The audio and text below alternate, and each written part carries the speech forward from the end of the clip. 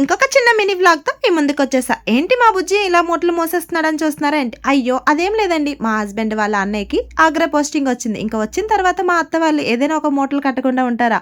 So ఇంకా ఆగ్రా వరకు ఎలాగో వస్తున్నారు కదా, ఇంకా ఢిల్లీ రావడమే కష్టమైపోతుందా అని చెప్పేసి మూటవైతే వేసేసారు. ఫ్రీగా ఢిల్లీ వరకు వచ్చేసింది. ఇంకా మా హస్బెండ్కి అందులో ఏమున్నాయో తెలుసు, కానీ అదొక ఆరాటం. ఇంకా అలా చెక్ చేసిన తర్వాత మా ఇంటి దగ్గరలో ఒక బర్త్డే పార్టీ ఉంటే ఇంకా ఆ షాప్ ఆవిడైతే మాకు బర్త్డేకి చెప్పింది. సో ఇంకా ఆ షాప్లోనే ఏమైనా కొంటే బాగుంటుందా? అస్సలే బాగోదు కదా. సో అందుకే పక్క షాప్కి వెళ్ళి చేంజ్ తీసుకొని అక్కడ అయితే కొంత మనీని పెట్టేసి ఇంకా రెడీగా ఉంచాము వాళ్ళకి గిఫ్ట్ ఇవ్వడానికి. ఇంకా జనం అయితే చాలా మందే వచ్చారు, కానీ లోపల వేడికైతే ఉండలేక బయట లోపల అలా తిరుగుతూ ఉన్నారనమాట.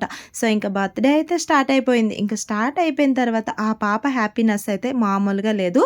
ఆ పాప బర్త్డే మీ అందరూ కూడా బ్లెస్ చేయండి. కానీ బర్త్డేలో చాలా ఫన్నీ మూమెంట్స్ అయితే జరిగాయి.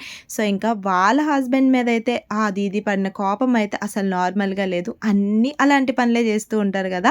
సో ఇంకా ఫైనల్గా హ్యాపీగా అయిపోతే మమ్మీ బర్త్డే పాప బర్త్డే అని చాలామంది కన్ఫ్యూజ్ అయిపోతూ ఉంటారు. సో ఇంకా ఫైనల్గా పాప బర్త్డేనే. సో మేము ఇవ్వాల్సిన గిఫ్ట్ కూడా ఇచ్చేసి ఇంకా మాకు వాళ్ళు ఇవ్వాల్సిన రిటర్న్ గిఫ్ట్ కూడా ఇచ్చేస్తే హ్యాపీగా ఇంటికి వచ్చేసి ఇంకా ఇడ్లీ అలాగే దోశ అయితే మేము హ్యాపీగా తినేసాం.